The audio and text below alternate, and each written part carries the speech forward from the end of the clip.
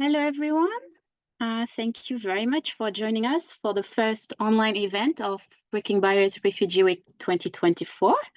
My name is Pascal Roussel, and I'm one of the organizers of Refugee Week at the University of Leicester.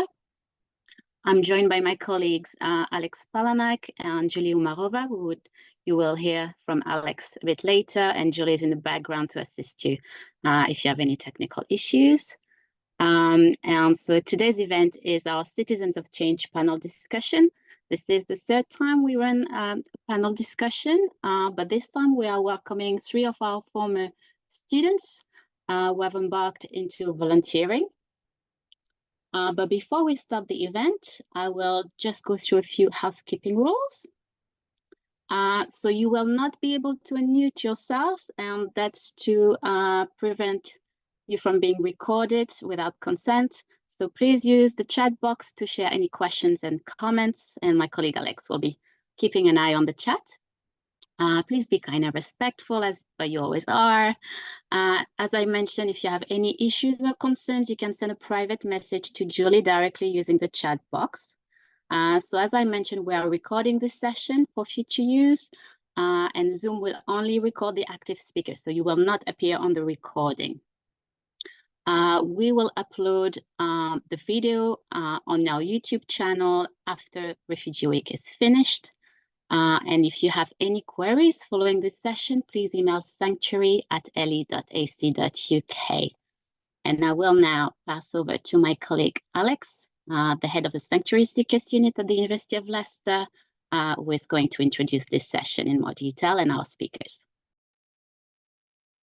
Hi, everyone. Thanks, Pascal. So as Pascal mentioned, this is the third time that we've run a Citizens of Change panel discussion, and we're really pleased this year to be welcoming 3 of our former students, Sanctuary students, to share their stories about how they got into volunteering in order to support local refugee background individuals and communities. So we're going to start by having our panelists share their journeys. So they're each going to speak for between 5 to 10 minutes. They're going to say a little bit about their background and their story, and what kind of volunteering they got involved with and how they got involved, what prompted or inspired them to get involved in this, and what impact their volunteering might have had on their own lives and the lives of others. So after that, we're going to move on to a panel discussion, and then there will be an opportunity for audience members to put questions to the panel, and then we'll round up and we will share some volunteering opportunities which are open to sanctuary seekers. And then we will share with you some other events that we're going to be running this week as part of Breaking Barriers Refugee Week. So first of all, then, we're going to move on. I'm going to hand over to our first panelist, who is Omid.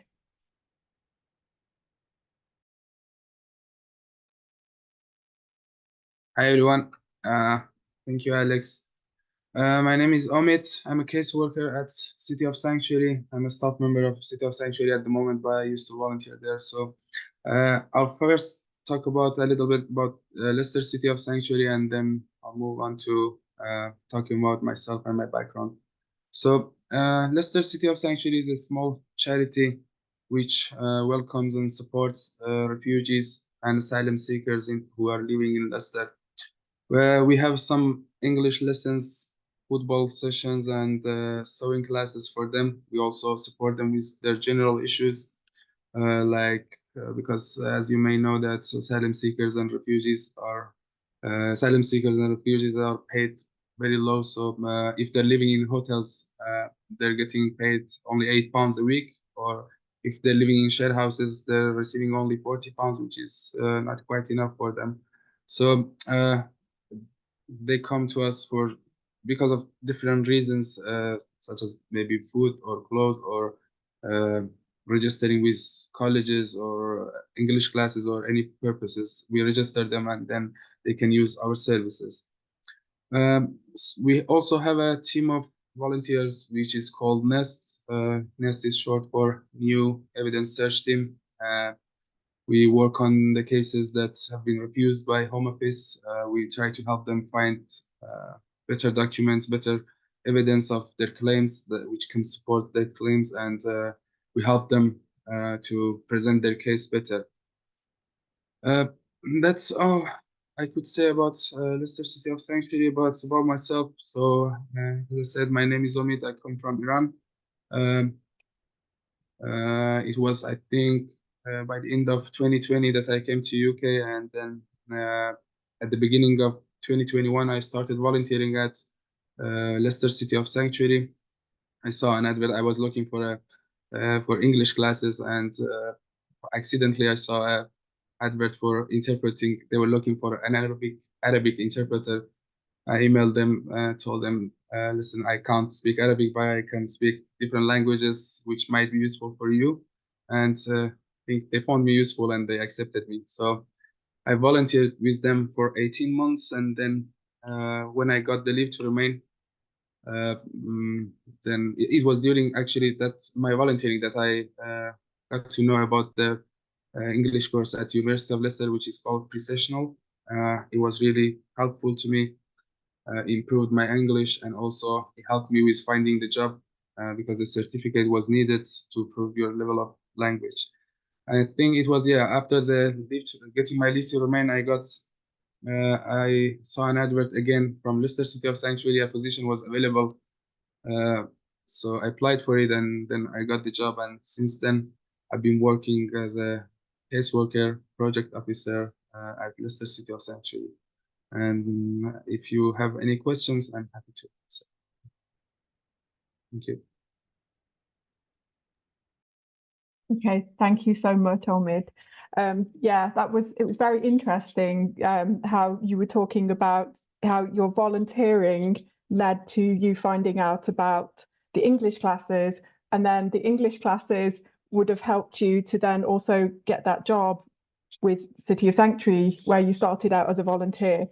So yeah, that's really interesting to see how it kind of ended up in a sort of circle. Okay, thank you so much. So now we are going to move on to Maria, who is our second panelist.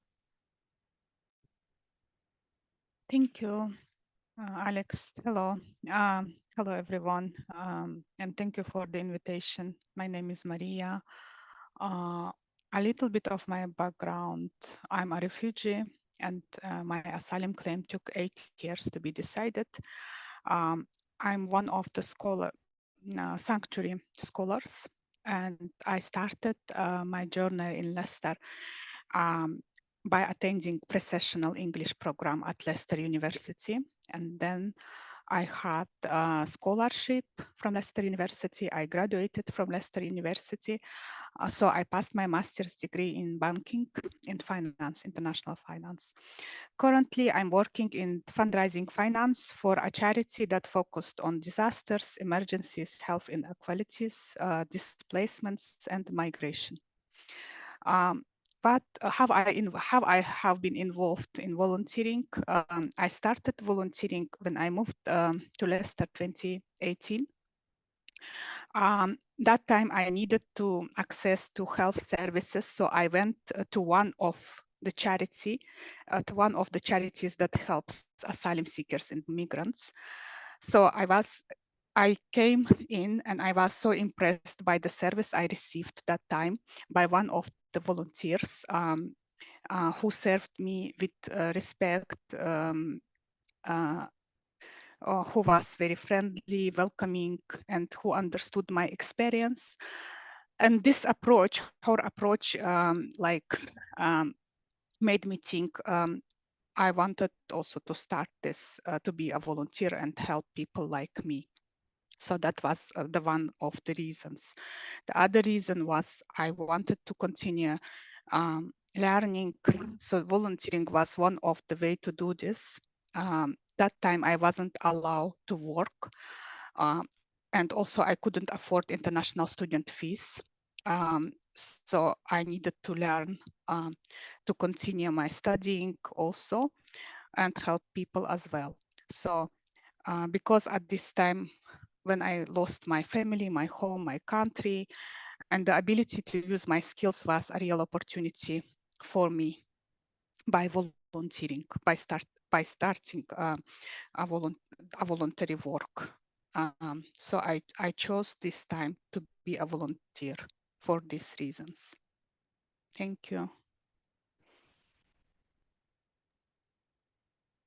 Okay, thank you so much, Maria. And yeah, it was really interesting to see some of the parallels between your story and Omid's story, which we're going to talk about in a minute as well, in a bit more depth. Okay, thank you. So now, last but not least, we're going to hand over to Ibrahim.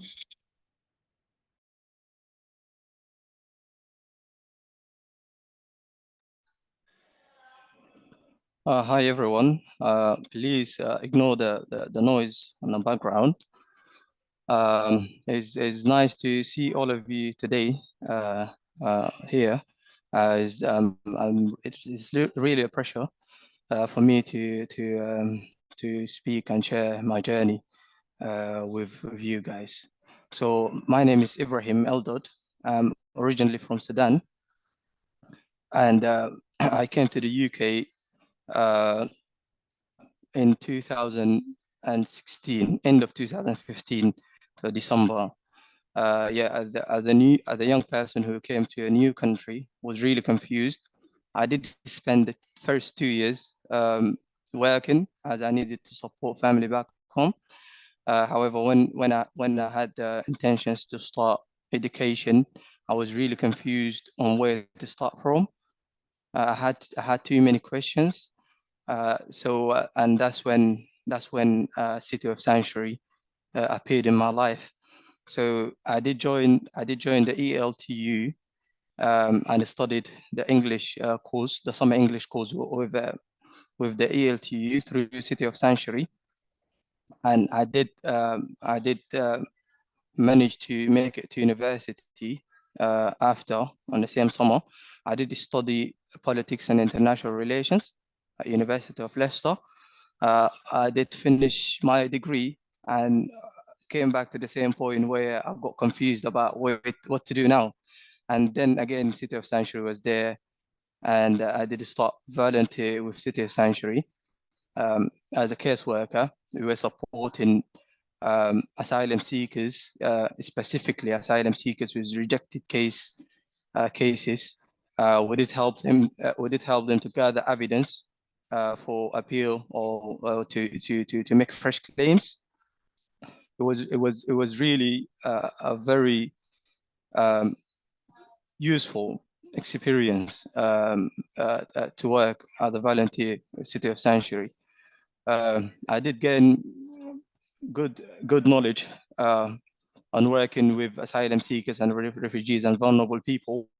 And then I did apply for jobs through LinkedIn.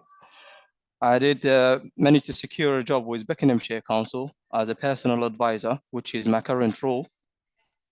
And also City of Sanctuary has provided me with a good reference. It did really help me and pushed me to get the job. Yeah, that's all I can say for now. That's all I can share about my background. If you have any questions, I'm very welcome to answer. Okay, thanks so much, Ibrahim. So yeah, that's really interesting that for all three of you, your volunteering has eventually helped you to get a job, basically. Volunteering plus the qualification side of things have worked together to help you then get employment. Okay, thank you. So now we're going to move on to the next part, which is the panel discussion. So we have three main questions that we'd like to put to the panelists so that we can kind of explore these issues in a bit more detail. So the first one is, were there any challenges to getting involved in volunteering? And if so, how did you tackle these? So could we go first to Omid?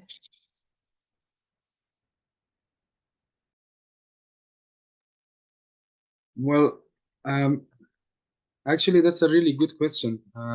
It's something that I always kind of had a problem to deal with different things in my life, like separating and setting up boundaries. I think one of the main thing that you need to consider as a volunteer is separating your personal life from your role, and especially when you're asylum seeker, and you've got plenty of friends who are asylum seekers, and also you are part of different communities in the city.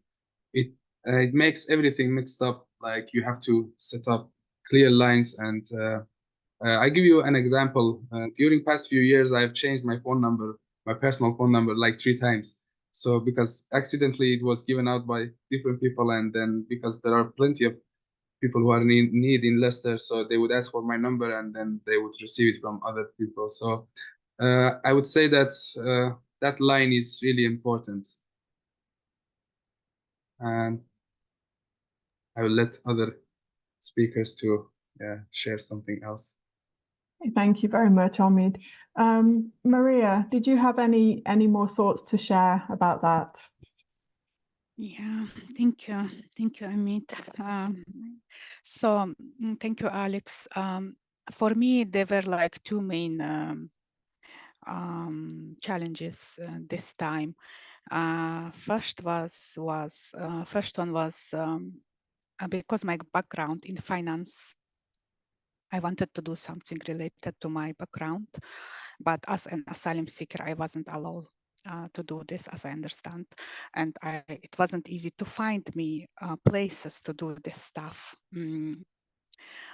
So I went completely in different areas for humanitarian protection, which was very good. I'm happy I had this experience, because whatever experience you have, I believe you have to start from whatever you have. Actually, I was helping, first my volunteer was, I was helping people with dementia. So that was my first role. I remember it was very long time ago. I started completely what is not related to me. It was very challenging for me. My language wasn't enough, wasn't, good, but I started it. I wasn't scared to start because I needed it for my language, to be confident, to be involved to something. So this was my first issue with the volunteers. I couldn't find what was related to my background profession, but I can advise people, don't look exactly what you want, do whatever is available, and try to face these challenges. This will help you for the future. And the second one was like, I wanted to do the real work, not as a volunteer.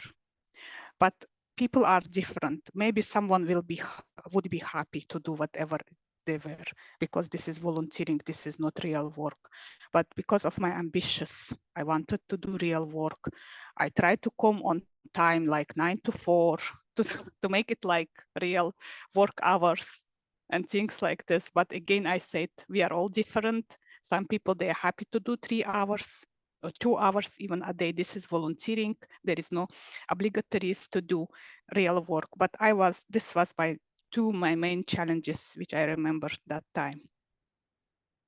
So thank you. I can let someone else to speak now. Thank you. Okay, thank you very much, Maria. Yeah, that makes sense. So it like 9 till 4 p.m. So that would kind of give you some structure back. Yeah, that makes sense. Okay, so we'll move on to Ibrahim then. So are there any challenges that you faced? I thank you, Alex. Yes, of course. The first challenge I faced was as a young person who have a family back home, spent 3 years in university. Once you finish university, the first thing you'll be looking at is getting a paid job, so you can support your family and yourself. That caused me caused a big confusion for me to either to start volunteering or to start looking for a paid job, kind of thing. However, through research, and also I have this habit of consulting Pascal or anything that stops gets confusing to me. I ask Pascal, I'm confused about this. What do you think? She does give a good advice. Thanks to her. So I did realize that getting involved in volunteering will better your chance on getting a job and will boost your CV. So hence why I did decide to start volunteering, as well as I always wanted to help other people. I always wanted to help refugees and asylum seekers, um, because of the huge help and support that I had when I came to this country. If not that help, I wouldn't be in my position today. So I've always wanted to support people.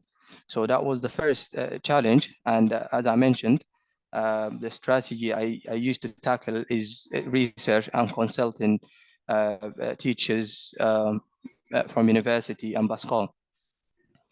The second challenge I face is where to start from, where to start looking for volunteer basically. Before asking anyone or consulting anyone, I did research online, and all I can see is the British Red Cross there.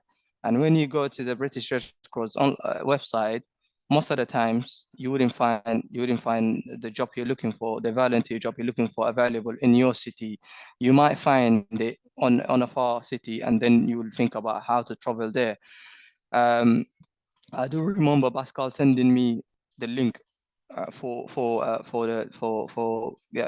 volunteering with City of Sanctuary, and I did. Yeah, I was so happy that I saw the organization or the charity that helped me with my education and everything have a volunteer. It meant so much for me to volunteer to City of Sanctuary specifically, rather than any other charities. Obviously, from humanity side, I want to volunteer for any charity. However, volunteering for City of Sanctuary would mean something big.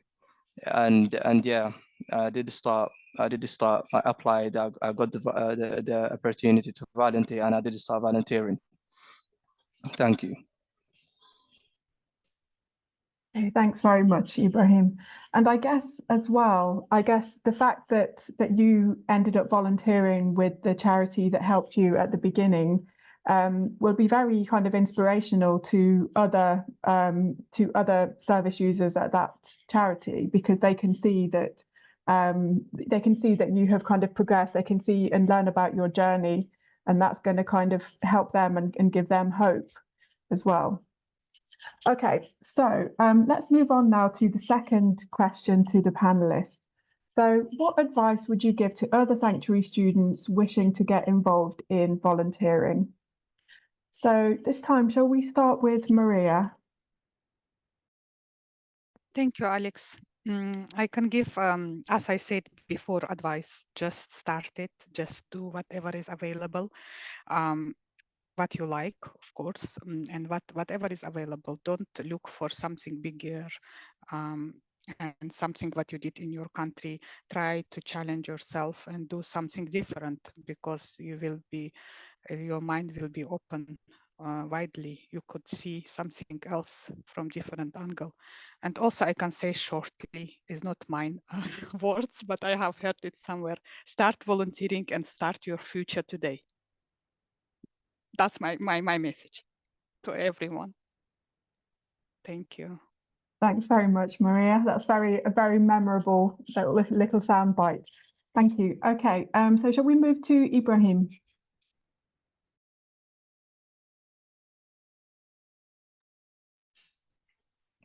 Thank you, Alex.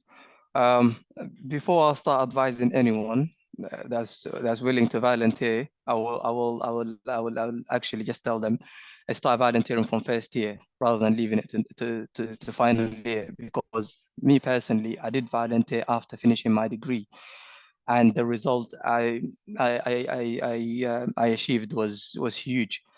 So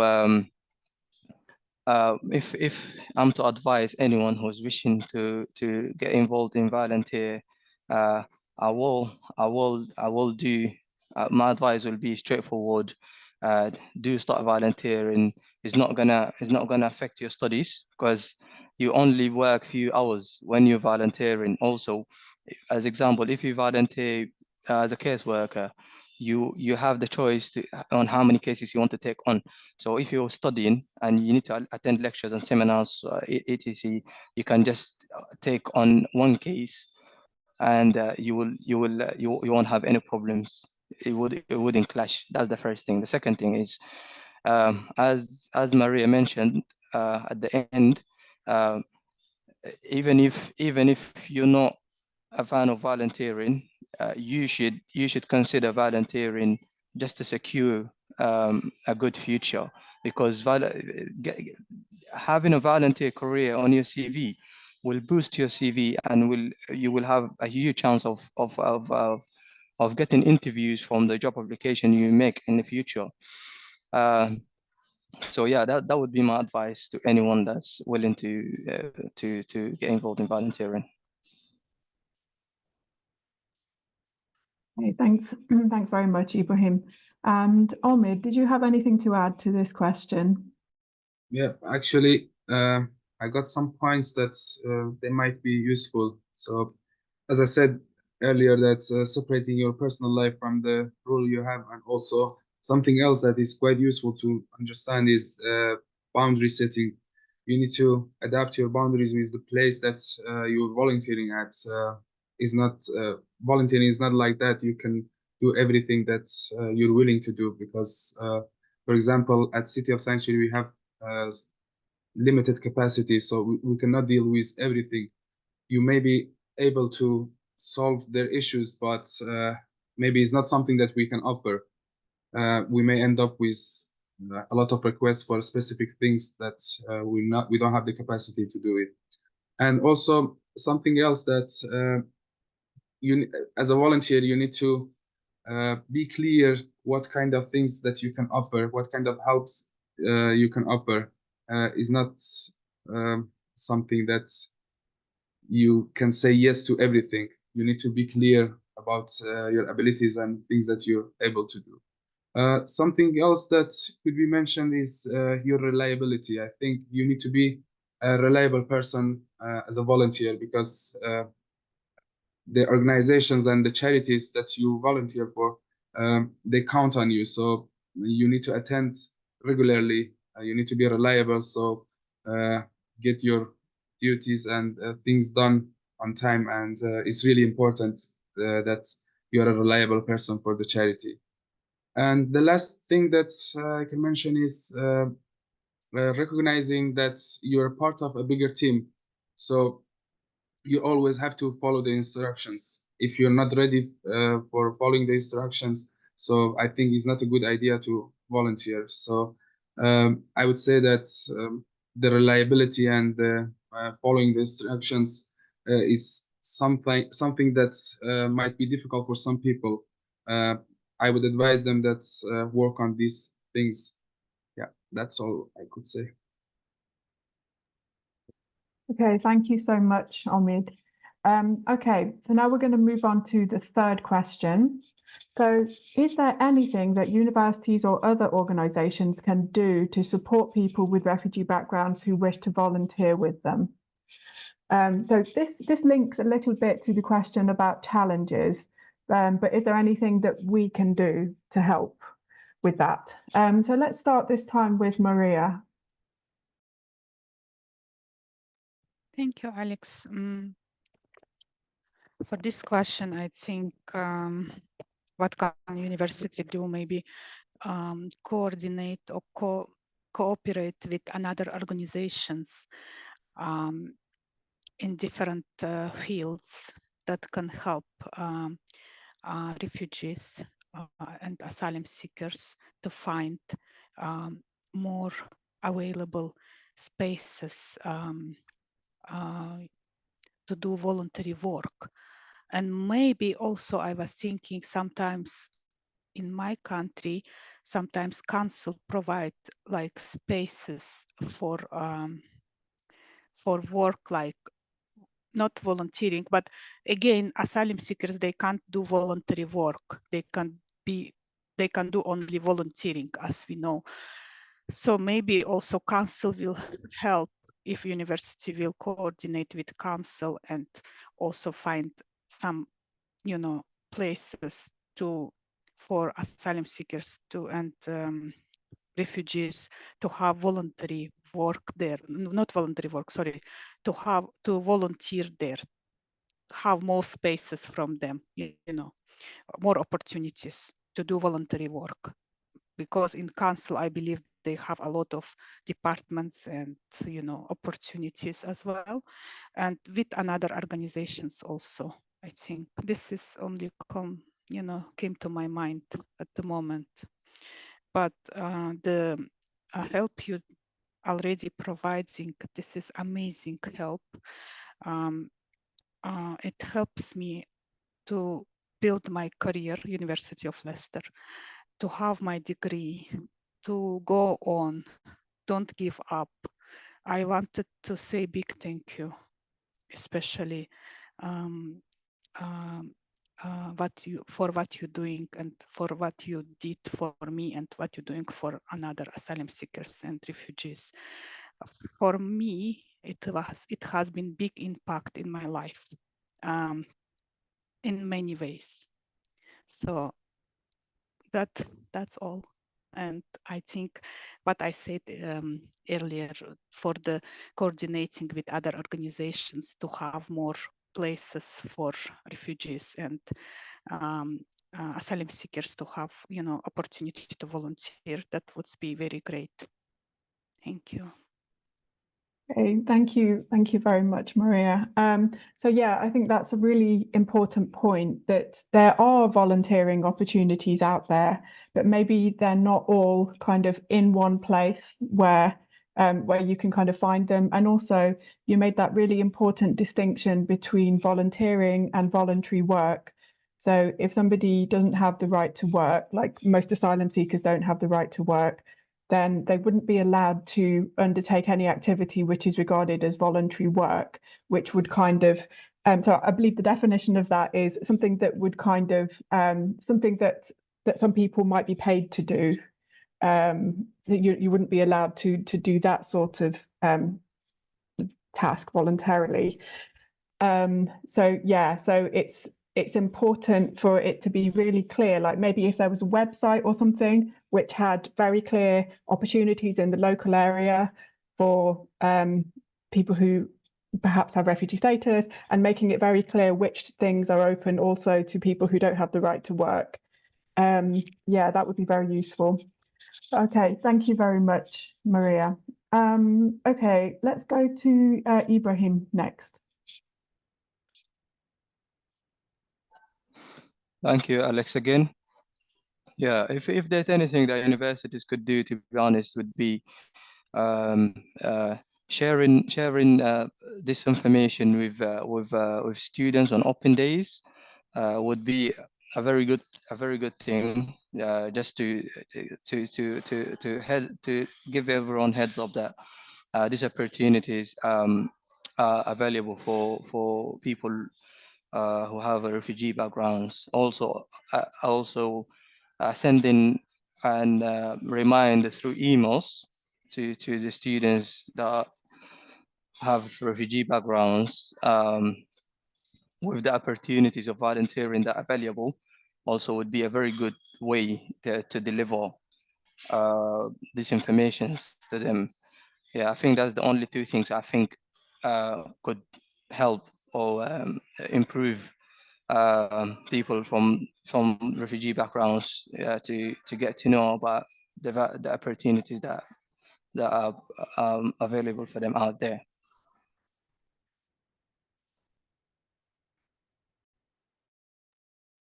Thanks very much, Ibrahim. So yeah, so that's really useful, kind of building on Maria's point. Okay, and Omid. Yeah. So something that I think university can do is that sharing these kind of things with the student, as Ibrahim said, especially the advice section with the students, and also like having more regular, like more often panel discussions, this kind of discussions would be useful for them. And or maybe having like seminars, somebody who can talk to students, or something that you can arrange, or different meetings that let students know more about the volunteering opportunities and also how they can volunteer. And something that other organizations can do is that I think it's really important to have a good training and induction for volunteers. After that, I think when they're part of the team, something that we usually do we always do at Leicester City of Sanctuary is that we have our staff and volunteer meetings to make sure that everybody understands everything and what we are expected to do. We always ask for volunteers' opinions, and we make decisions. Most of the decisions are made with volunteers' helps, and these kind of meetings, I think, are quite useful when it would be useful for the volunteers as well to attend these kind of meetings, I think. Okay, thanks very much, Omid. Okay, so now we're going to move on to see if anybody in the audience would like to ask any questions to the panelists. So if you'd like to ask a question, oh, we have one already. If you'd like to ask a question, please could you post it in the chat box? So we have a question already, which is, hello for all panelists. Really, you're doing well. You're sharing very informative information. You motivated me. Okay, thank you. And thank you for the organizers. Okay, thank you, Samia. Okay, so it wasn't a question, actually. It was a thank you. But yeah, if anybody does have a question, please just take a minute to pop it in the chat. Okay, so we have a question from Francis. So Francis says, in my experience, trying to help refugees and asylum seekers to access volunteering opportunities and education, a really big challenge for them is understanding the processes involved in applying for volunteering and for courses and funding. How do you think we as volunteers can make this easier for them? Okay, so would anybody like to answer that question? And we have, so Samia has a hand up. Samia, are you going to, did you want to answer that question or to ask another question? Could you just pop your reply in the chat for the moment?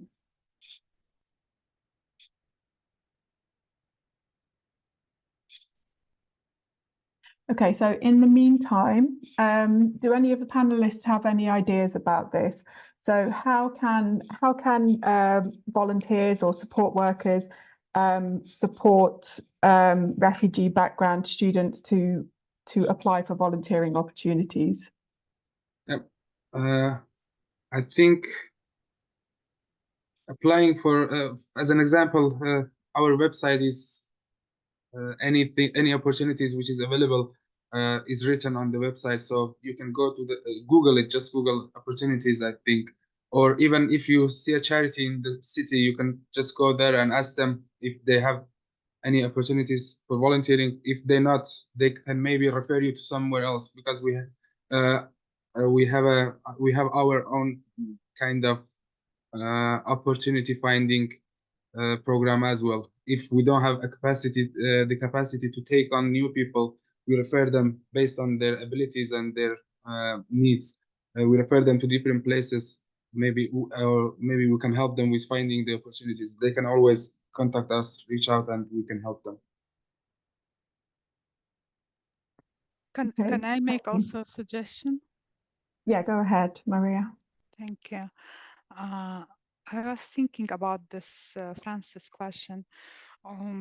Maybe if university can provide quarterly or monthly workshops for the voluntary opportunities, something how to apply, and the tips and challenges, and how to make this process easier.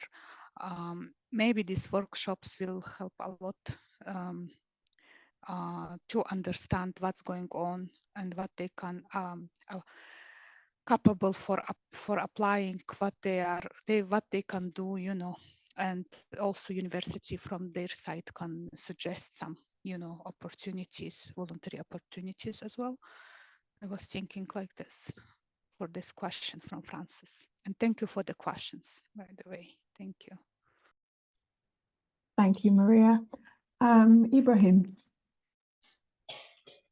Hi, thank you. Thank you for the question.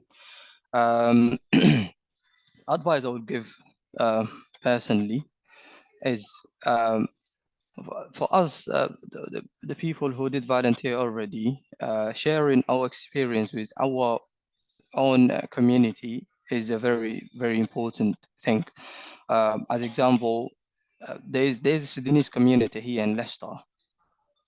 So me sharing with them that there's volunteering opportunities available with this charity is a very important thing, and that will make, because hundreds of Sudanese people go to that community there to socialize and to do different activities. So them seeing the poster there in the community is really useful for them to get to know that there's a volunteer, there's opportunities out there.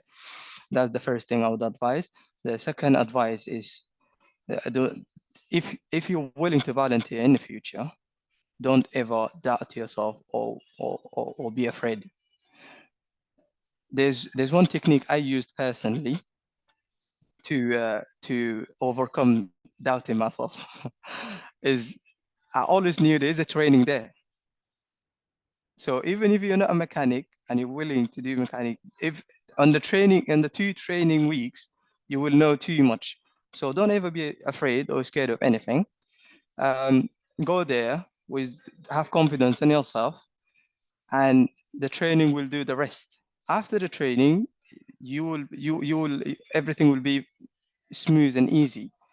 And then with working, let's say the first month, the second month, you will gain so much experience to the point you will train other people. So yeah, that's the only advice I could give.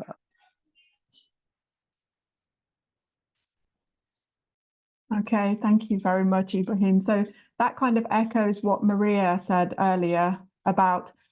Can you remind us, Maria, what you said about just starting, just kind of taking that first step, even if you're not feeling too confident about it? Thank you, Alex. You know, when I came this country, I didn't have language. I was speaking another language, European language. So it was my first barrier, and I needed to, you know, go across this. I needed to improve this, and I knew it. And I knew it. I need to do something. I just, I was attending college that time. I just Googled. My friend actually told me, why don't you like try in carers, you know, sector. And then I Googled it, and I found near to my college place who helps, you know, the charity helps for people who suffered from dementia. So I started to help people with dementia. It was like day-to-day activities and, you know, stuff like this. And it was extremely hard for me because I didn't understand what people said, you know, but my English was improved day by day. So my advice, as I said earlier, just start whatever it is available there. Don't look what you did in your background, because it's not easy when you come even with perfect language to this country. You have to start from the beginning to achieve some goals, your goals. So my advice for everyone who want to live in this country and contribute, and also another benefit of this contribution to the society and to be with people, this is very, very important. And also it increased your self-confidence as well when you start the voluntary, you know, to be a volunteer. Also you with people, you also, it's very beneficial for your mental health as well. So my advice to everyone, just start wherever wherever you can find something suitable for you. And then from that point, you can improve your skills and then find something what you really want to do in your life. Thank you. Okay, thank you very much, Maria. Okay, so just looking at the chat again. So Samia would like to ask a question. Samia, could you please put your question in the chat box, because participants are not able to unmute themselves, otherwise you will show up on the video. So if you could just pop your question in the chat, that would be great, and then we can answer it. So Shakira asked, she would like to know how she can get involved in volunteering. I think the panelists have kind of answered that one already, but also at the end of this session, we've got a slide where we will show a number of different volunteering opportunities that that people can get involved with. So I think that will also answer your question. Okay, so there's a comment from Maggie saying that people need to be clear about what they can offer as a volunteer when they email a charity. I think that's a really important point, and that kind of relates to Omid's points about boundaries, because boundaries kind of work both ways. So we have a comment from Phil saying it's been really inspirational to listen to the three panelists. Thank you. Have the volunteers had the opportunity to get help and support with writing CVs and application letters from any organisations? Is this something that the university could help with? So would anybody like to answer that one, Ibrahim? Thank you for your question, Phil. Yes, of course, there is too much support out there. University of Leicester and City of Sanctuary, you will 100% find any support you're looking for. So from my own personal experience, there's a department in the university called Career Advice. So they're able to help with CV, job applications, and more, as well as I think any of the teachers in City of Sanctuary, or even your course teachers, will give you advice on how to organize your CV, what to say, what to not say, as well as LinkedIn. There's few courses on LinkedIn about CV and how to organize your CV. So I think if you stick to these three, teachers, career advice, university, and LinkedIn, the advice from LinkedIn, you would have a solid CV. Okay, thank you, Ibrahim. Would anybody else like to say anything on that point? I can add a little bit about this one. Thank you so much, Phil, for this question. This is very, very important offer, I mean, from university, if they could help to fill this, to write CV and to fill application forms, letters for the charity, what you're applying for, or whatever you're applying for the voluntary. For the volunteering you're applying for, that would be very, very helpful, because it's not easy. You have to adjust the CV for the job you're applying for. This is very challenging to adjust this CV, always to change it, and also to write this application letter as well. That's really, really good opportunity if university can provide this for asylum seekers. Thank you. Okay, thank you, Maria. Yeah, because that might be something, you know, we were talking about having the confidence to get started, to take that first step. And sometimes that might be a barrier for many people. Just if maybe in some countries, if CVs look very different, it might be kind of difficult to know how to then structure your CV for volunteering opportunities in the UK. And so this might kind of stop some people from applying. So yeah, so it sounds like some support with that would be very useful. And Ibrahim mentioned a few different sources of support that he's been able to use, which is very useful. Okay, so we have another question in the chat from Anna. Any advice finding volunteering opportunities related to your field of studies, which might not be the usual volunteering roles that charities offer? So I know, Maria, you have talked a lot about how you weren't able to find a volunteering opportunity which was exactly what you would have liked for related to your field of study. And so you were saying that it's good to kind of accept whatever is kind of on offer. But Anna is asking, what if you really do want to find something in your field? How might you go about that? Yes. As I said, for me, one of the challenges was when I graduated from University of Leicester, I'm still was an asylum seeker, and I wasn't able to find work in finance. Actually, I couldn't work. I didn't have right to work. So that was very, very hard for me to find my field, voluntary work in my field, what I wanted to and graduated from to do. But I did whatever was available that time.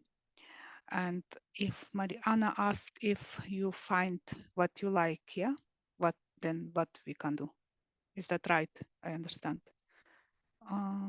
Just Yes, I think so.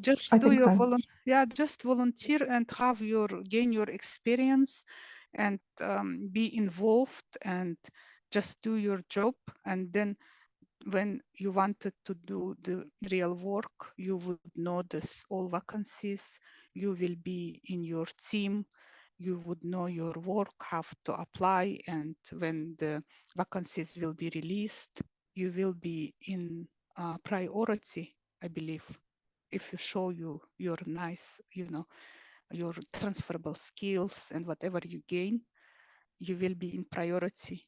I think it's big advantage to be a volunteer in many ways, especially if you with the team and you find something suitable for you. Just do your voluntary work, even if it's few hours a day. You would know what's going on in this organization, and when the real work will come, you would able to apply for this work. Yeah. Okay, thank you, Maria.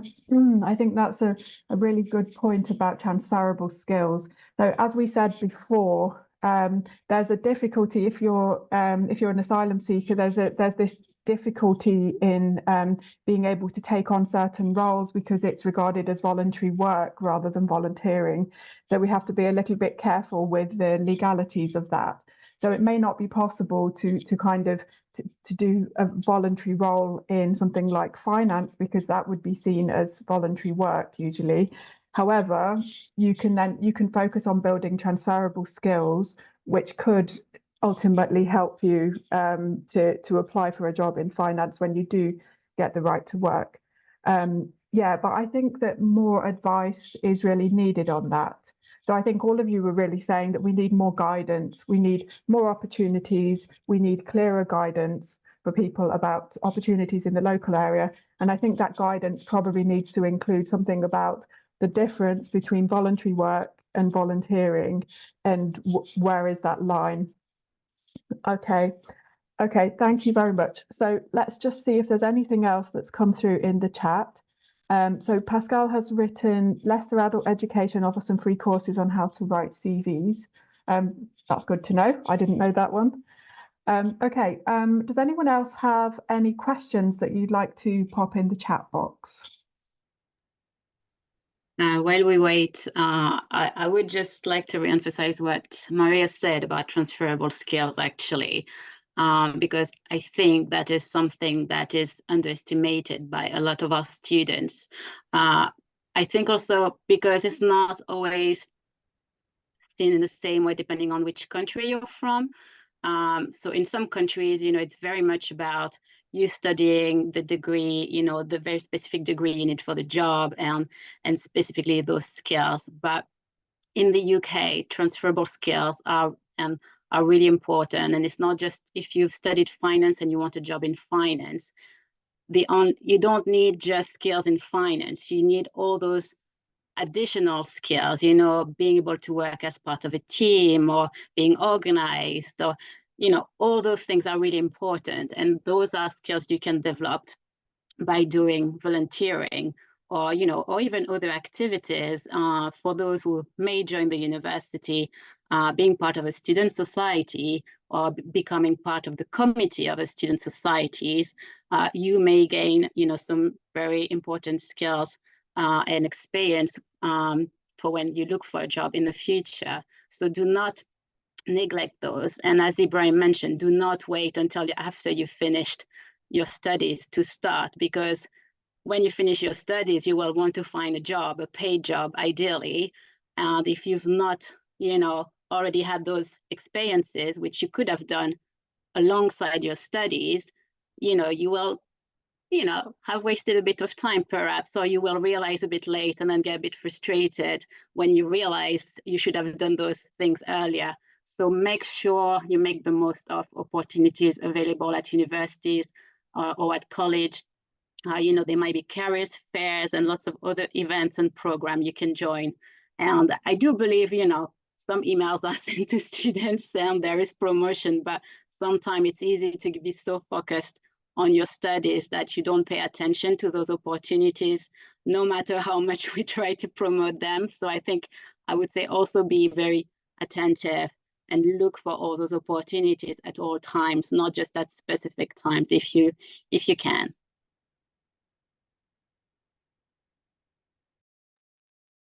Okay, thanks very much, Pascal. Okay, so we don't have any more questions in the chat, but we just have a big thank you from Hina to our panelists for sharing their stories and experiences, and that it's fantastic to hear your achievements and insights. And yeah, I think that is something that has come up, that this is so kind of useful and inspirational for other sanctuary seeking students to be able to see, like, hear about how the three of you kind of what process you went through, what did you do, how did it help you, and that sort of thing. How did you overcome your challenges? Okay, so and Maggie also says that she agrees, and it's very impressive what you have all achieved. And all three of you have been also very proactive in looking for these opportunities and looking for ways to give back, which is also an important thing. Okay, so I think if we don't have any more questions, I think we can then move on to the next slide, rounding up. So yeah, I mean, obviously we've covered a lot of different things, and different points have come up. But I think one of the things that has really struck me is that is how much you have all gained in terms of like skills, experience from your volunteering that you've done. So you've talked about like teamwork skills, self-confidence, social contact, improvements in mental health, transferable skills, and also having something to be able to put on your CV, and also having a reference for when you do go for a job. All of those things are really invaluable. And another useful point that has come up is that about boundaries and control, and that's come up quite a few times, and that's so important when it comes to volunteering with vulnerable communities. So yeah, just thinking about what can you give as a person, and what are the limits to what you can give, what are the skills that you would like to share and develop in this role. Another thing that's come up is the need for more guidance in this area. So some more information about exactly what opportunities are available, maybe to have it all in one place so it's easy to find. And also some guidance about the process of applying for these things. And so it may be things like workshops, CV workshops and things like that would be helpful. And another thing that's come up is just how valuable it has been having you share your experiences. And, you know, like I said, I think it's very kind of inspirational to other sanctuary seekers to see how you did this and what you've achieved. And the final thing that I just wanted to mention is that point about not doubting yourself and just going for it, which I think Maria put very well, that you just need to just find what opportunities there are and just go for something. And it might not be the perfect thing that you had in your head, but you need to kind of, sometimes you need to kind of just take a different challenge and do it like that, and then you might get some transferable skills. Okay, so I think, can we move on, Pascal? So as promised, we're just going to share a little bit of information about some volunteering opportunities. We've started to compile some of these things, but there's a lot more work that needs to be done on this. This is just a few ideas. So on the first link just here, you can see on our Sanctuary Seekers Unit webpage, we have a page about support, which is about volunteering opportunities. And one of the things that we mention on that page is volunteering opportunities for people seeking sanctuary. So we have things about volunteering for Leicester's museums. There's a cafe that you could volunteer for, a hospital, language classes. So there's a variety of different places. Also, the local charity After 18 that you might have heard about or worked with, they are looking for volunteers at the moment. So actually they've got quite an urgent appeal for a volunteer to help with their art club and also ICT support. Those are the urgent ones at the moment. So if you have those skills, please get in touch with them if you'd like to volunteer. And they also have a number of other rolling opportunities.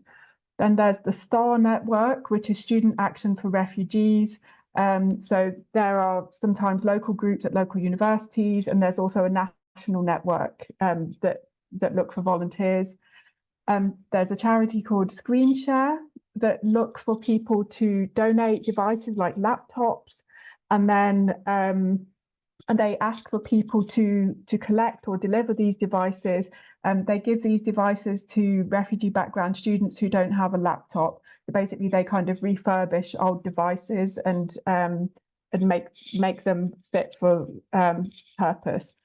Then there's City of Sanctuary. We've talked a lot about City of Sanctuary today, and I can see that we have a number of City of Sanctuary volunteers in the audience and staff.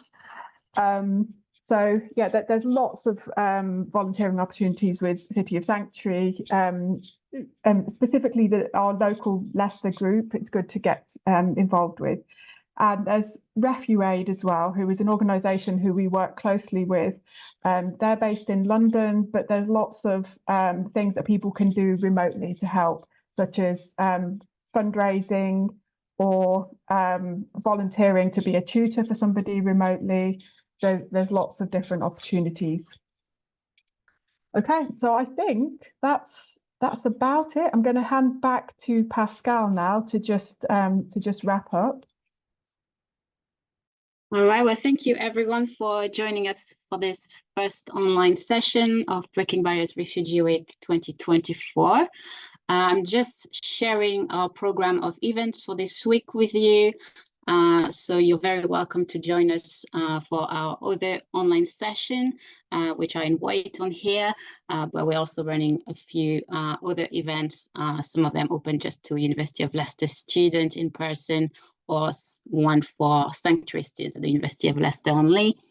But yeah, our next event is Researching Refugeedom. That's our flagship event happening tomorrow at 10. So if you want to join and you've not signed up yet, quickly go to our webpage and sign up. And we will also have a useful session on Thursday around student finance and scholarships for UK sanctuary undergraduate students. So if you are applying to study a degree at university starting in 24-25 or maybe later, and you just want a bit more information about how to fund your studies, this session will be for you. So we will explain what student finance is, who is eligible, and if you are not eligible, we will talk about scholarships available. And then our final online event will be on Thursday evening at 6 p.m. how can UK universities support higher education in Palestine? I think that will be quite a big event. A lot of people are waiting for it. And so again, if you would like to join any of those online events, make sure to sign up, go to our website and fill in the form. But that is it for today. We will close this event. A massive thank you again to our three panelists and former students for joining us and sharing their experience for this session. We are really proud of you, and we are really, really thankful that you are sharing your experience with others who I'm sure will benefit a lot from your experience and will be inspired.